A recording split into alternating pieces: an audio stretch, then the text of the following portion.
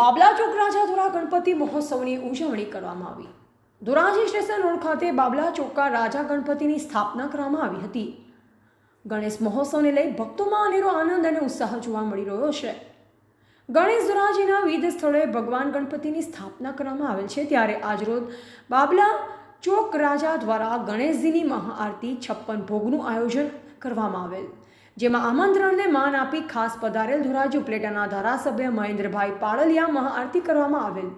આ ગણેશ મહોત્સવમાં ભક્તો દ્વારા દરરોજ સવાર સાંજ આરતી, પૂજન, પ્રસાદ સાથે આરાધના કરવામાં આવે છે, તેમજ રોજ રાત્રે અલગ અલગ કાર્યક્રમો પણ રાખવામાં આવે છે, જેમાં રાસ ગરબા, રામધૂન, સત્યનારાયણ કથા જેવા અનેક કાર્યક્રમો યોજવામાં આવે છે।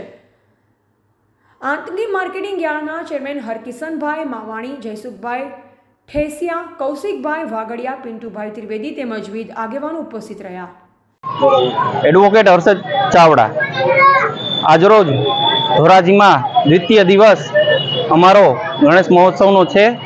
આ આયોજન આશુતોષ એન્ટરપ્રાઇઝ મિત્ર મંડળ દ્વારા છેલ્લા 15 વર્ષથી કરવામાં આવે છે અને મૂર્તિને સુશોભિત કરનાર એવા નાના ભૂલકાઓ અને 10મા 12મા ધોરણમાં ભણતા અભ્યાસ કરતા વિદ્યાર્થીઓ મિત્રો છે, જે આટલી સુંદર મૂર્તિને દર વર્ષે શણગારીને સાતમ આઠમનો તહેવાર ન કરતા મૂર્તિ ઉપર વધારે તેમનું ધ્યાન દોરીને આટલી સરસ મજાની મૂર્તિનું સુશોભન કરે છે અને 7 દિવસની અંદર વિવિધ જાતના પ્રોગ્રામ કરવામાં આવે છે અને મહાનુભાવોને આરતીના લાવવા માટે બોલાવવામાં આવે છે અને આજરોજ 56 ભોગનો મહાપ્રસાદ અન્નકૂટ તરીકે આખો દિવસ ધરવામાં આવેલ અને આરતી બાદ દર્શન ખુલ્લા મૂકવામાં આવેલ છે અને તેની જ પ્રસાદી અત્યારે રાત્રે બધાને ભાવિકોને વિતરણ કરવાની છે અને અંતિમ દિવસે રાત્રે 56 ભોગ અને મહાઆરતીનું આયોજન કરવામાં આવેલ છે અને જેમાં પણ સરેરાશ 2000 થી 3000 ધોરાજીની જનતા પ્રેમીઓ